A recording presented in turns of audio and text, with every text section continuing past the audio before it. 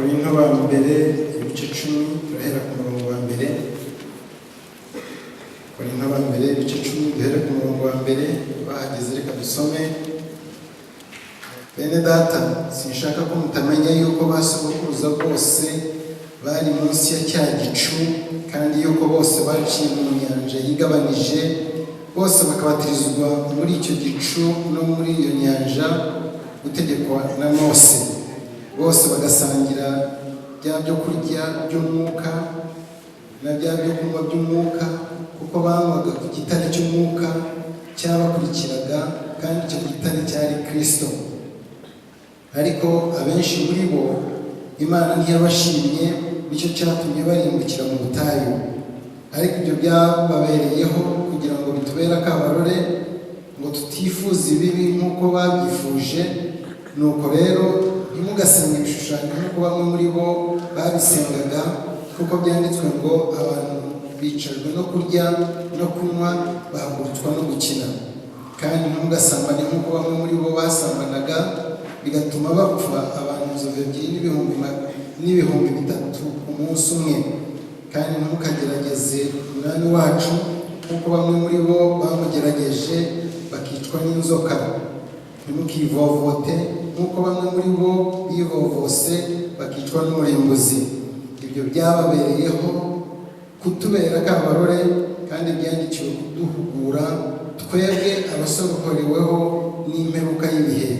Nuko rero uwibwira ko ahagaze yirinda atagwa. Nta kigeragezo kibasha kubageraho kitari ubusange ku bantu, kandi Imana niyo kwizerwa, kuko itazabakundira kugeragezwa ibiruta ibyo mushobora, ahubwo hamwe n'ikibagerageza izabacira akanzu, kugira ngo mubone uko mubasha kukihanganira. Imana ishimwe cyane. Bisirayeli nibo twavugagaho hano, nibo iki cyanditswe cyavugagaho. Igihe Imana yaboherezagaho Mose mu gihugu cya Egiputa, yaramubwiye iti genda ukora ubwoko bwanjye, kuri ubwoko bwanjye mu maboko ya Farawo mu gihugu cya Egiputa. Kandi yabikoze igira ngo isohoze isezerano yari yaravuganye na basekuruza babo Abrahamu na Isaka, ndetse ikaza no kurisubizaho mu gihe cya Yakobo, cyangwa isubiramo. Mose arabasanga, mwabyuka ukuntu yateranije abakuru b'Abisirayeli, bababwira ubutumwa Imana imuhaye. Ubutumwa babugeza ku Bisirayeli bose. Nyine ngo buri Mwisirayeli ahantu yari ari, buri Muheburayo yaravugaga ati igihe kirageze cy'uko Imana idukura muri ubu buretwa, muri aka kababaro twari tumazemo imyaka irenga 400. Hari abayipfiriyemo rwose, hari abari bakiri icyo gihe.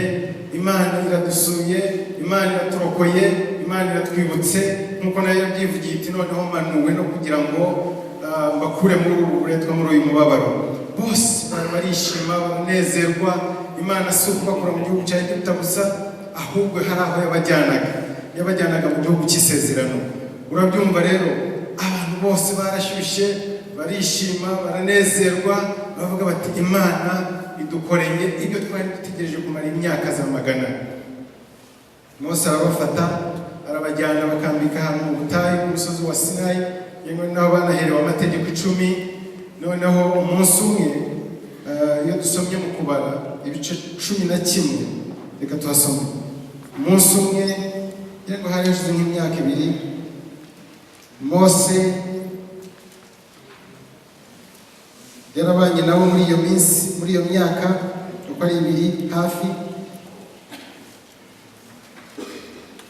Mose aza kuvugana na muramu we. Iyo uhereye mu gice cya 10 umurongo wa 29, ubona yaravuganye na muramu we. Reka tuharebe ukuntu avuga. Mose abwira Hobabu mwene Eweli Umumidiyani, sebukwe wa Mose ati turajya mu gihugu Uwiteka yatubwiye ko azaduha.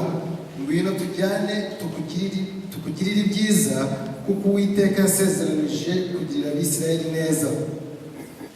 Aramubwira ati ntituri bujyane. Uwo ni muramubwira umuhungu wa sebukwe.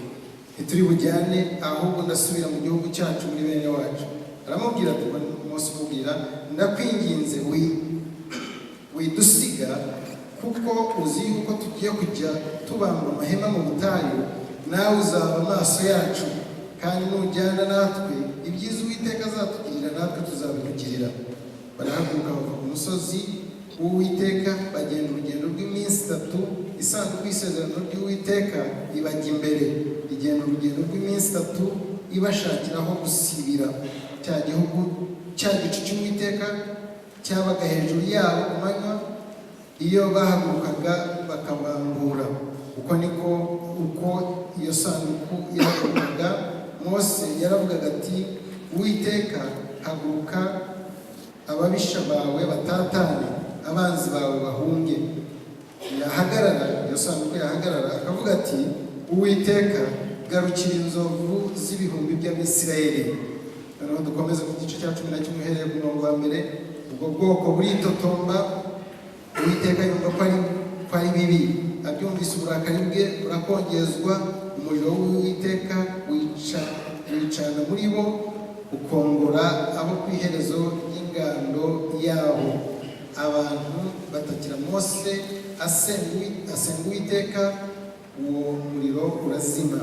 Aho hantu bahita Tabera, kuko umuriro w'Uwiteka wicanye muri bo. Urumva Mose abwiye muramu urumva bagiye mu gihugu cyiza, aravuga ati rero muramu wanjye tugiye mu gihugu cyiza Uwiteka yagusezeranije, tugiye kubona y'ibyiza, dukurikire nawe tuzakugirira neza. Urumva Mose yishimye rwose ko igihugu cyiza Imana ibajyanamo, kandi nk'uko Imana yari yabivuze kuko ni ukuri, cyari igihugu gitemba amata n'ubuki. Abisirayeli baramwinginga, binyuze muri Mose baramwinginga, umugabo nawe arakurikira. Nyuma y'iminsi 3 gusa batsimbuye hahandi bari bakambitse, nyuma y'iminsi 3 gusa Bibiliya iravuga ngo bitotombera Uwiteka kubera hardships. Mu Cyongereza bavuga ngo kubera hardships zo mu butayu, kubera ibihe bikomeye, kubera ibibazo byo mu butayu. Nyuma y'iminsi 3 amaze kuvuga amagambo y'ukuntu Uwiteka agiye kubagirira neza, ngira ngo yaravuga tugiye guprosperinga mu bijyanye n'iby'ubukungu, tuzatera imbere, nitugera hariya tuzahinga, tuzorora, buri muryango bazawuha igice cyawo, ubutaka bwawo, ifamu yawo, sinakubwira tworore indogobe, ingamiya, amafarasi, inka, duhinge bizabimu n'ibindi. Kandi nitugerayo tuzaramya Imana twisanzuye. Ibi bintu twagiraga mu gihugu cya Egiputa batubuza kwisanzura no gusenga Imana yacu, turi hagati mu bigirwamana, turabikize, tugende turamya Imana, turambura amaboko twisanzuye, nta restrictions, nta bitubuza. Nitugerayo imiryango yacu izaturana, tuzisanzura, abavandimwe bazaganira, tuzabona mbere n'ibindi byinshi cyane. Ibyo nibyo ntekereza. Abisirayeli mbere kubera excitement, kubera kwishima, kubera gutekereza ibyo bintu byiza bagiye kubona, ngira ngo hari ntabwo bibuka ngo ubutayu bwari hagati aho ngaho. Ariko nyuma y'iminsi 3 bavuye hahandi bari bakambitse, Bibiliya iratubwira ngo batangira kwitotombera Uwiteka, Mose n'Uwiteka kubera ibibazo. Bibiliya ntisobanura ibyo bibazo ibyo ari byo, ariko ibibazo bahuye nabyo, ya excitement, kwishima, ya mashyushyu, wa muriro wakamo, uti ya Uwiteka yavuze biraje, bigiye kongeraho, noneho wagira ku cyo bitarakugeraho cyangwa utarabigeramo, ugahura n'ibibazo byo mu butayu.